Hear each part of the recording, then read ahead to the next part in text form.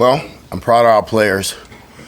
The way they responded to the last two games, they found a way to win. Hats off to the coaches also. You can preach staying on course, but working hard, and making things happen. You got to practice that way. You got to practice to make things happen. And telling them today, we got to make sure we finishing on every play and every drive. And today, at practice, the kids they flew around. They got after it. It's a straight tough Tuesday practice, but we appreciate the way they came out today.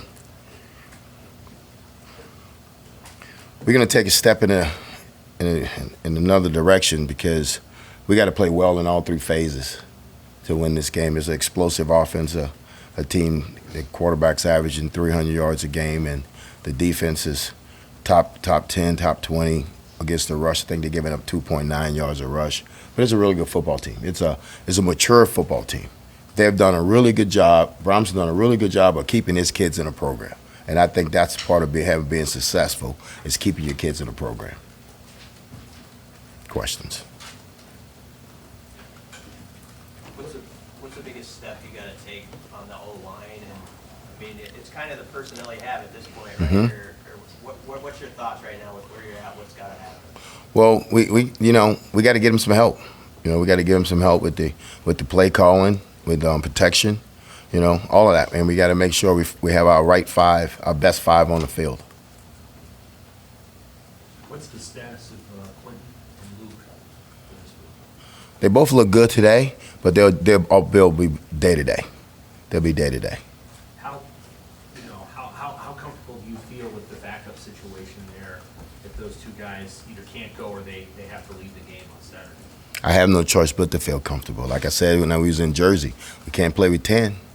So I have to feel comfortable with those guys.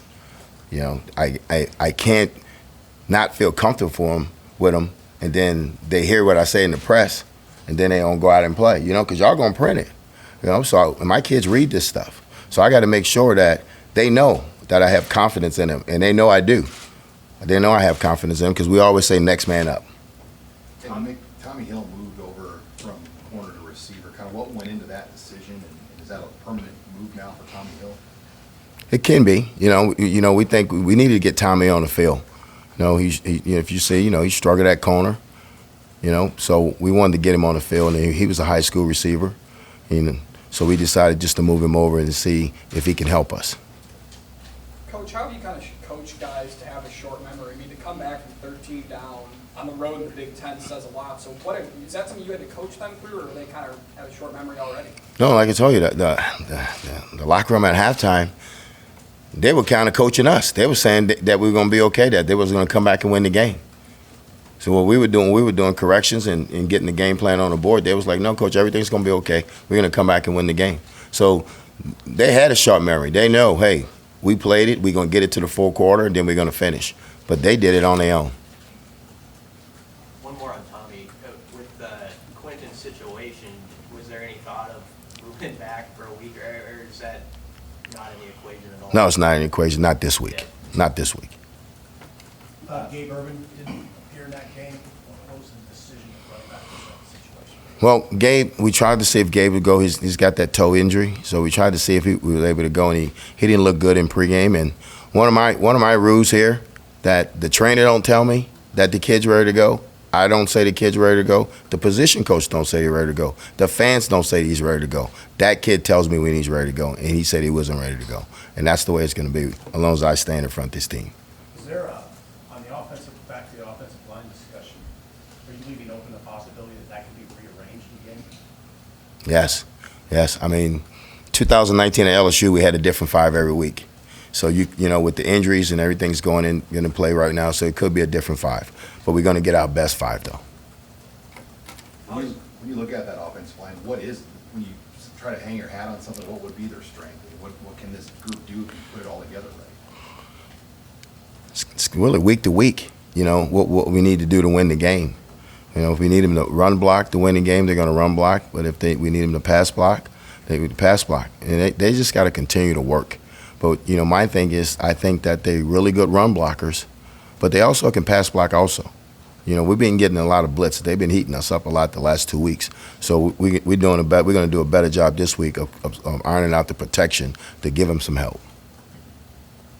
The pass rush kind of showed up there against Rutgers. I mean, how important has it been to rotate those guys, keep them fresh up front? We always talk about rotating them early and getting them to the full quarter so they can be fresh. So Doss did a really good job of rotating those guys. I think he played 5 edge rushers, and that's you got to play that. When it's 80 snaps, maybe 60 to 80 snaps in a game, if you can get a kid in for 10 snaps, that speaks volumes. What's the momentum work? You guys win 2 in a row, now you're going on the road. How do you see that sort of manifesting in the league when you have that kind of momentum? Well, like I said, we have a 24-hour rule, so we celebrate it for 24 hours. We come in Sunday and we put it to bed Sunday night, and we get back on Monday. So it's about preparing. I know we all talk about momentum, but if you played this game, there's really no such thing as momentum, because you can have momentum and get your butt whooped. So our job is to come back today and start preparing ourselves to go 1-0 this week. Is there any value in having 1, 2 in a row, just in terms of the spirit and belief and that sort of thing? You've been here how long? You understand that there's value to it. You understand that they haven't done this since 2018, so it's value to it. How well do you know Jeff Brom and kind of how he coaches his football teams? I don't know him personally, but I know he's a really good football coach and he's a really good play caller. He's doing a really good job over at Purdue. Yeah, how have you seen taking these Mondays now and kind of changing the practice schedule has not only helped your coaches and your preparation for the next week, but it's also maybe helped your players' confidence in knowing that the plan is in place and they don't have to come in Monday morning and figure it out? Well, the number one thing they need to do on Monday is get ready for school. That's the reason we took it off. The coaches are going to game plan. They can game plan on Sunday. They can game plan. The number one reason we took Monday off is so they can get their week started with school. Because, remember, we practice in the morning, so they can use Monday to really catch up on homework so when they go into class in the afternoon. But they're really good with it, and I think they really enjoy coming in on Sundays and putting it to bed, and Monday having off where they can get their schoolwork out the way, then come in later for our meetings, player-only meetings. Has it been good for the coaches too that they can probably do some of the game planning on Monday? Well, this is a veteran staff. If they can do it on Sundays, they do a lot of work on Sundays. And Monday, there's just kind of putting the practice schedule together and getting practice together. But they do a lot of work on Sundays. But it helps them. You'll have to ask the assistant coaches, but I think it helps them. What have you seen out of Jacques Yant as a possible option along with Anthony at running back? Yes, we like Yant. We want Yant to, drop his pads and find a hole. And if there's nothing there, use the 230 pounds and knock a hole in it. So we look for big things when Yant goes in the game. And we need Yant to pick it up a little bit when he goes in the game and move the pile. Hey, Mickey, what do you think about Purdue's quarterback, O'Connell? He's been around, like you said, he's a veteran. What impresses you what jumps out at you when you watch him on tape? He's a 6-year kid. He's a 6-year veteran kid, so he's got to be 23, 24 years old. He don't make mistakes. When the ball's I always say the ball's always in the area code. It's always somewhere around the body. But he runs that offense well. He's been there for 6 years. So he's a really good quarterback. He gets them going. What did you think of the way your kids handled the atmosphere? It was a pretty decent crowd for Broken, and now you're going to go sell out. How do you think you guys handled that and keeping the boys? Well, I think the boys did a great job at Rutgers with the so-called sellout crowd, because it wasn't a sellout. Let's be real about it. Okay, let's be real about it. It wasn't a sellout. So we hoping Purdue have a sellout. Okay, we hope Purdue has a sellout, because at the end of the day, we embrace playing in a hostile environment. Chaos, we embrace that. Control chaos, we embrace that. And the kids, that really get their focus. How much do you play up sort of the stakes of the weekend? Two teams kind of prefer in the division, all that. Well, we talked to him about nobody's going to win the West October 15th. So it's the next game up. Job is to go 1-0 this week. But nobody's going to win the West on October 15th. So we're not looking down the line. We're looking at straight at Purdue. So tomorrow practice is the most important thing is Wednesday practice. Mickey, how's Casey health-wise, and what's your level of concern with some of the shots he's taking? Casey's a tough dude. He's going to take shots. He plays quarterback, and we drop back, and we move the pocket, but he takes shots. You know, I played option quarterback. I took shots, but Casey's a tough guy.